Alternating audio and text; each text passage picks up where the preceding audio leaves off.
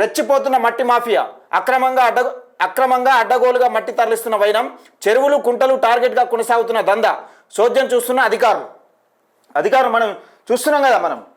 మనం ఎంత చెప్పినా కానీ ఎవరు కూడా పట్టించుకోవడం లేదు. ఇంత వీడియోలు వైరల్ అవుతున్నా కానీ ఎవరి మీద చర్యలు ఉండలేవు అనే విధంగా కొనసాగుతూ ఉంది.